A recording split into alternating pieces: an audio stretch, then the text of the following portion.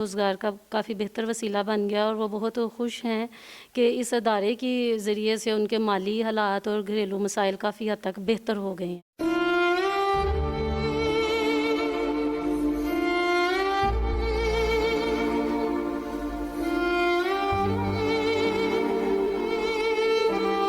नाज़रीन, मैं हूँ आपकी होस्ट इकरा रियाज अहमद। आज हम मौजूद हैं दी नॉलेज ऑफ सिटी नारोवाल में, जो नारोवाल के लोगों का इस मौजूदा सूरत हाल और हालात में दुख दर्द का मदावा है। आइए यहाँ के लीडर से बात करते हैं। जी वालेकुम सलाम। कैसी है मैम आप? जी अल्हम्दुलिल्लाह, अल्लाह ताला का करम। मैम आपका गुड नेम क्या है? जी मेरा नाम सना बुखारी है। अच्छा मैम, इस एनजीओ का सबसे पहले आप बताइए कि इस एनजीओ का नेम क्या है? जी बेसिकली ये ज़ेबुन्निसा सिलाई सेंटर है, ज़ेबुन्निसा फाउंडेशन है। इसमें जो बेसिक इस अदारे से रिलेटेड इसके पर्पज़ हैं कि हम बच्चियों को, ख़ास करके ख़वातीन को एम्पावर करना चाहते हैं, उनको बाहुनर बासलाहियत बनाना चाहते हैं ताकि वो इस अदारे के वसीले से बाहुनर बासलाहियत बन के अपनी उस सलाहियत को, अपने हुनर को बुरे कार लाकर माशरे में रोज़गार का एक ज़रिया बना सकें। तो इसका बेसिक यही है। और इसके चूँकि ये फाउंडेशन है तो इसके और भी पर्पज़ हैं, जैसे कि बेसिक पर्पज़ इसका, इस फाउंडेशन का क्या है? बेसिक इसका फ़लाह इंसानियत है। मीन्स कि आप गरीब, यतीम, बेवा बच्चियों का सहारा बनते हैं। जी ऐसे ही है, जो माशरे के गरीब लोग हैं उनके लिए हम ये एक अदारा शुरू किया है ताकि हम उनकी कुछ ना कुछ हेल्प कर सकें, मदद कर सकें, उनको हुनर सिखा सकें, उसके अलावा उनको रोज़गार के ज़रिए फ़राहम कर सकें। मैम इसका तरीक़ाकार क्या है? जब कोई ख़वातीन आती है तो उसका आप एडमिशन फॉर्म फिल करते हैं, क्या तरीक़ाकार है? जी अल्हम्दुलिल्लाह, जैसे कि अदारों के एक प्रॉपर रूल्स एंड रेगुलेशन होते हैं, प्रॉपर मेथड होते हैं, हमारे अदारे का भी एक बाकायदा तौर पे प्रॉपर तरीका है।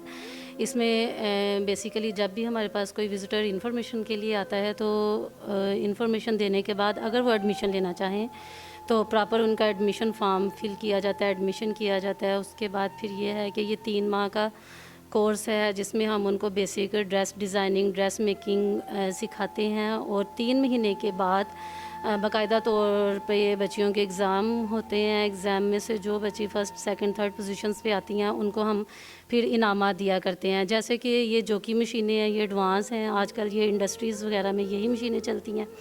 तो यहाँ पे भी जो पोजीशन होल्डर बच्चियाँ होती हैं हम उनको गिफ्ट के तौर पे ये जो की मशीन ही एज ए गिफ्ट देते हैं ताकि वो इसको इस्तेमाल करे और वक्तन फ़क्तन याद करे और अदारे की अच्छी यादों से उसकी ज़िंदगी गुजर जाए। मैम कितना टाइम प्रोवाइड करती हैं आप वन डे में? जी अल्हम्दुलिल्लाह इनकी टाइमिंग 8 से 2 बजे तक की है। और मैम उसमें फैसिलिटीज़ क्या होती हैं? मीन्स कि अगर लाइट ऑफ हो जाती है उस दौरान आप क्या करते हैं? जी अल्हम्दुलिल्लाह लाइट के लिए हमने इंतज़ाम अदारे के सीनियर्स की तरफ से इंतज़ाम है, यूपीएस का सिस्टम है और अल्हम्दुलिल्लाह सोलर पैनल का भी है, क्योंकि ये जो की मशीनें हैं तो इनको हैवी चाहिए होती है, तो इसलिए फिर इनके लिए सोलर पैनल का इंतज़ाम है। बच्चियों के काम में किसी किस्म की कोई रुकावट नहीं होती। ठीक है, माशाल्लाह। मैम यहाँ पे औरतों की तादाद कितनी है, इनकी स्ट्रेंथ कितनी है? जी अल्हम्दुलिल्लाह मेरे पास 15-16 बच्चियां हैं और ये काफ़ी सीख रही हैं। इनमें से कुछ सीख चुकी हैं, जो सीख चुकी हैं वो 1-2 तो इंडस्ट्रीज़ का काम करती हैं। अल्हम्दुलिल्लाह उनका रोज़गार का काफ़ी बेहतर वसीला बन गया और वो बहुत खुश हैं कि इस अदारे के ज़रिए से उनके माली हालात और घरेलू मसाइल काफ़ी हद तक बेहतर हो गए हैं। माशाल्लाह।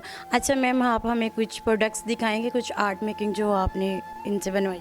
जी अल्हम्दुलिल्लाह जब हमारे पास बेसिक बच्ची जो अनट्रेंड आती है ना तो हम उनको बेबी गारमेंट्स, क्योंकि जो बेबी गारमेंट्स होते हैं ना वो सीने भी आसान हैं और उनमें बच्चियां ज़रा ज़्यादा दिलचस्पी से सीखती हैं। दिखाइएगा। इस वक्त मेरे पास एक आइटम पड़ा हुआ है, ये बेबी योक फ्रॉक है ऐसे। तो ये बेसिक इसका स्टेफ डेनियम हमने यूज़ किया है। तो इसको ये होता है कि जो घर में जी तो नाज़रीन, आप ये देख सकते हैं, ये हार्ड मेकिंग का काम है, ये हाथ से क्रिएट किया गया हुआ है और ये उन बच्चियों ने बनाया हुआ है जिनको हमारा माशरा समझता है कि वो बच्चियाँ कुछ नहीं कर सकती। ठीक है, इसके अलावा मैम और क्या? जी उसके बाद फिर ये है कि जब ये बच्चियां हमारे पास ये बेसिक आइटम सीखने के बाद ट्रेंड हो जाती हैं तो फिर हम उनको ये फाइनल प्रोजेक्ट। अच्छा, ये आपका फर्स्ट स्टेप है? जी जी, इसके बाद फिर थोड़ा सा उनको ये इनकी फैब्रिकेशन की एम्बेलिशमेंट, गारमेंट्स की एम्बेलिशमेंट से रिलेटेड भी गाइड किया जाता है। जब उनके हाथ में परफेक्शन आ जाती है फिर हम लोग उनको बाकायदा तौर पे यहाँ से रोज़गार का भी एक ज़रिया बनाते हैं। जैसे कि ये हमारे इलाके के मुख्तलिफ स्कूल्स हैं, तो उन स्कूल्स के यूनिफॉर्म का हम आर्डर लेते हैं इन बच्चियों के लिए, तो फिर ये इन बच्चियों से तैयार करवा के तो वो प्रोवाइड किए जाते हैं। जी ये देखिए। जी तो नाज़रीन, आप ये देख सकते हैं स्कूल यूनिफॉर्म की एक शर्ट बहुत खूबसूरती से तैयार की गई है, और ये उन्हीं बच्चों की बात हो रही है जिन बच्चियों को माशरे में कुछ नहीं समझा जाता। ये अदारा स्पेशली सिर्फ उन बच्चियों के लिए है जो गरीब, यतीम और बेवा बच्चियों का सहारा बने हुए हैं। अरे में ना बेसिकली सिर्फ गारमेंट्स से रिलेटेड ही काम नहीं सिखाए जाते हैं, चूँकि अब माशरा एडवांस है और वोकेशनल ट्रेनिंग में, दस्तकारियों में और भी बहुत ज़्यादा चीज़ें हैं। जैसे कि ये मैंने कुछ अपने आइटम्स डिस्प्ले पे लगाए हैं इसमें से, तो ये बच्चियों को हम डिफरेंट जो गारमेंट्स जो वक्त की ज़रूरत के मुताबिक एडवांस स्टाइल के होते हैं, ये उससे रिलेटेड है कि ये इसमें आप डिफरेंट मटेरियल यूज़ किया हुआ है, और जो बेबी गारमेंट्स हैं, क्योंकि हमारी बच्चियों का फ़र्स्ट स्टेप बेबी गारमेंट्स का होता है, तो बेबी गारमेंट्स के ये डिफरेंट इसमें टेक्निक्स यूज़ की गई हैं, और इसमें डिफरेंट ये आइडियाज़ बेबी गारमेंट्स से रिलेटेड दिखाए गए हैं, डिस्प्ले किए गए हैं, इनको सिखाया भी गया है, ताकि इनकी थोड़ी सी जो है ना, इनकी सलाहियतें हैं वो मज़ीद उजागर हों।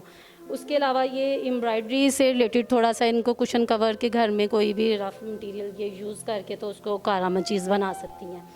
फिर ये शूज़ मेकिंग का है थोड़ा सा। कुछ बच्चियों का था अपना आइडिया था कि मैडम हमें ये चीज़ें चूँकि बाज़ार से काफ़ी महंगी मिलती हैं, तो हमें थोड़ा सा बारियात कीमत पे ये चीज़ें बनानी भी सिखाई जाएँ। तो फिर बाकायदा तौर पे मैंने ख़ुद भी इसकी थोड़ी सी ट्रेनिंग ली है, नेट से गाइडलाइन ली है, तो ये मैंने बच्चियों को ये इस तरह से बनाने यहाँ पे ही सिखाए हैं। इसकी डाइयाँ वगैरह चीज़ें सारी हमारे पास मौजूद हैं, जिनके ज़रिए हम बच्चियों को ये चीज़ें सिखाते हैं।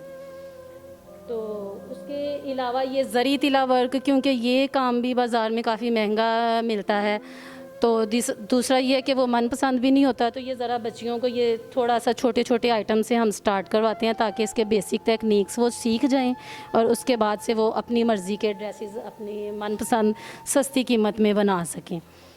बाकी ये सारे बस इसी से रिलेटेड हैं सब चीज़ें जो कि यहाँ पे डिस्प्ले की गई हैं। कोशिश तो हमारी यही होती है कि बच्चियों को जितना ज़्यादा हम हुनरमंद, जितना ज़्यादा बासलाहियत बना सकें, ताकि वो आइंदा ज़िंदगी में उनको किसी किस्म की मुश्किल ना हो और वो एक अपनी खुशहाल ज़िंदगी गुजार सकें।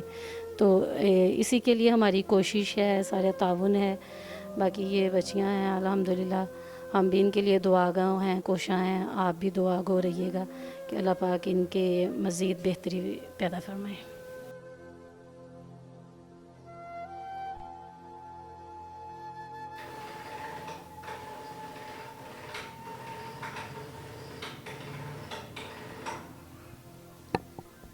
अस्सलाम वालेकुम। जी वालेकुम अस्सलाम। क्या नाम है आपका? शबनम। शबनम, आपकी एज क्या है? 18 ईयर्स। अच्छा, आप कितनी देर से यहाँ पे कोर्स कर रहे हैं? 2 मंथ हो गए हैं। अच्छा, आपने 2 माह में क्या क्या सीखा? 2 मंथ में ये स्टिचिंग सीखी है, ओवरलॉक करना सीखा है, डिज़ाइनिंग, फैशिंग, ये सारी चीज़ें सीखी हैं। माशाल्लाह से आपने कुछ स्टिच भी किया है। अच्छा शबनम, आप हमें ये बताएं, यहाँ के जो लीडर हैं, ये जो इंचार्ज हैं, उनका आपके साथ क्या रवैया है? हमारे साथ बहुत अच्छा रवैया है, वो सब बहुत अच्छे हैं।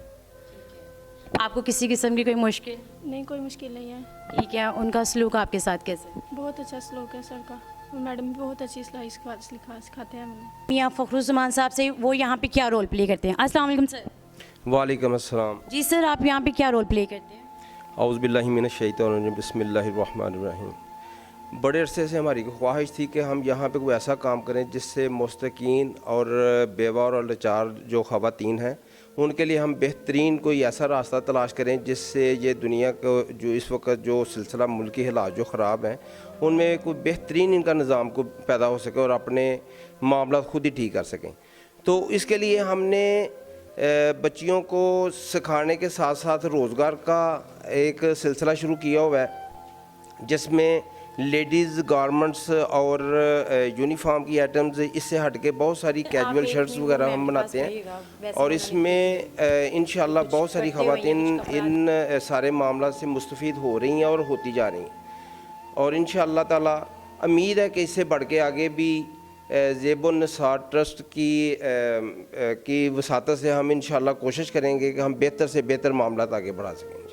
जी जी, आइए चलते हैं देर किए बगैर इस अजीम शख्सियत से आपको मिलवाते हैं जो इस फाउंडेशन को लीड कर रहे हैं। अस्सलाम वालेकुम सर। वालेकुम अस्सलाम। जी सर, तो आपको इस वेलफेयर फाउंडेशन का कैसे आइडिया आया?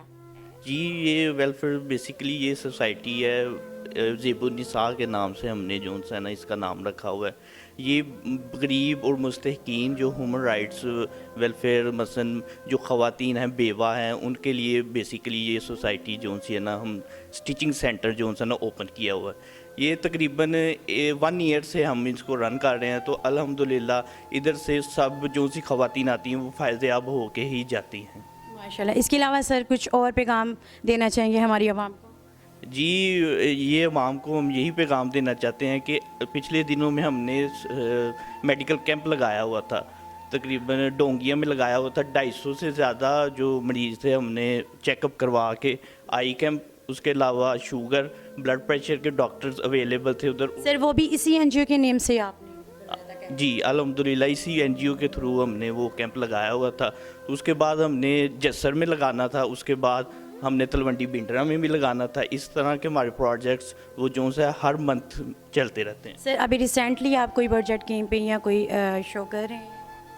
जी, इसके अलावा जो प्रोजेक्ट्स है, वाटर फिल्ट्रेशन प्लांट है, तो उसके अलावा गरीब और मुस्तकीन जिनको साफ़ पानी मुहैया नहीं होता उनके लिए वाटर फिल्ट्रेशन प्लांट में हम जो है उनके घर में जो है ना पानी पहुंचाते हैं। घर घर में जाके जो मुस्तकीन है, गरीब हैं, यतीम हैं, उनको हम घर घर जाके पानी भी मुहैया करते हैं।